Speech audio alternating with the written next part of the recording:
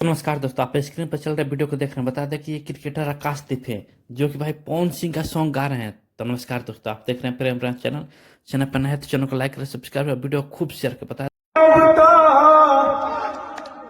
हंसता जमाना पागल समान हटे भैनी दीवाना असरा धरावल बहुत बात नहीं है असरा धरावल बहुत बात देखिए भाई, ये आकाशदीप जो इंडियन क्रिकेटर है और ये आईपीएल के लिए मैच खेलते हैं। इन्होंने अपनी शुरुआत 2004 में की थी और भाई साहब पवन सिंह का ऑरा ऐसा बन गया कि उनका तो आईपीएल में गाना बजता ही था, वो क्रिकेटर भी उनके सॉन्ग को गाने लगे हैं। तो बता दें कि ये आकाशदीप है जो कि बिहार का रहने वाला है, लेकिन इनका पालन पोषण चूंकि बंगाल में हुआ है, कोलकाता में। तो उन्होंने सारी पढ़ाई लिखाई वहीं से की और ये आजकल इंडियन क्रिकेट में खेलते हैं। बता दें कि पवन सिंह का सॉन्ग गा रहे हैं भाई। देख रहे हैं पवन सिंह का ऑरा मतलब कितना बड़ा होते जा रहा है भाई।